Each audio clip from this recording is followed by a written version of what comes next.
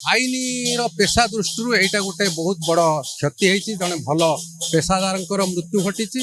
ପ୍ରସନ୍ନ ଭାଇଙ୍କୁ ତ ମୁଁ 1988 ମସିହାରୁ ଜାଣିଛି ଏବଂ ତାଙ୍କୁ ଆମେ ଓକିଲ ହିସାବରେ ବା ଭୁବନେଶ୍ୱର ବାର୍ ଆସୋସିଏସନର ଗୋଟେ ଅତି ବନ୍ଧୁବତ୍ସଳ ବଡ଼ ଭାଇ ସେଇ ହିସାବରେ ଜାଣୁ। ଯେତେ ସାମାଜିକ କାର୍ଯ୍ୟକ୍ରମ ହୁଏ ଯେକୌଣସି ଓକିଲଙ୍କର ଯେକୌଣସି ସାମାଜିକ କାର୍ଯ୍ୟକ୍ରମରେ ପ୍ରତ୍ୟେକ ସବୁ କାର୍ଯ୍ୟକ୍ରମରେ ସେ ଯୋଗ ଦିଅନ୍ତି। ସେ ଜଣେ ଭଲ ଓକିଲ ଥିଲେ। ଯେତେବେଳେ ସରକାରୀ ଓକିଲ ପବ୍ଲିକ୍ ପ୍ରୋସିକ୍ୟୁଟର ହିସାବରେ କାର୍ଯ୍ୟ କରୁଥିଲେ ସେ ମଧ୍ୟ ନିଷ୍ଠାପର ଭାବରେ କାର୍ଯ୍ୟ କରିଥିଲେ।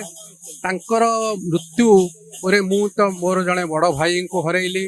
ଭୁବନେଶ୍ୱର ବାର୍ ଆସୋସିଏସନ୍ ଜଣେ ଭଲ ଓକିଲଙ୍କୁ ହରେଇଲା।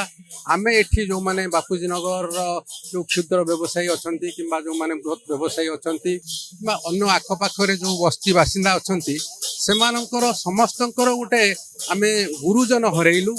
ଏଇଟା ଆମ ସମସ୍ତଙ୍କ ପାଇଁକି ଗୋଟେ ବଡ଼ କ୍ଷତି ଏବଂ ସାମଗ୍ରିକ ଭାବରେ ଆମେ ଯଦି କହିବା ଆଇନର ପେଶା ଦୃଷ୍ଟିରୁ ଏଇଟା ଗୋଟେ ବହୁତ ବଡ଼ କ୍ଷତି ହେଇଛି। ଜଣେ ଭଲ ପେଶାଦାରଙ୍କର ମୃତ୍ୟୁ ଘଟିଛି। ତାଙ୍କର ସ୍ମୃତି ଉଦ୍ଦେଶ୍ୟରେ ମୁଁ ଗଭୀର ଶ୍ରଦ୍ଧାଞ୍ଜଳି ଜଣାଉଛି। ତାଙ୍କର ପରିବାର ବର୍ଗ ଯେଉଁମାନେ ଶୋକ ସନ୍ତପ୍ତ ପରିବାର ରହିଛନ୍ତି ସେମାନଙ୍କ ପ୍ରତି ସମବେଦନା ଜଣାଉଛି। ତାଙ୍କର ପୁଣି ଥରେ ମୁଁ ତାଙ୍କର ସ୍ମୃତି ଉଦ୍ଦେଶ୍ୟରେ ଶ୍ରଦ୍ଧାଞ୍ଜଳି ଜଣାଉଛି।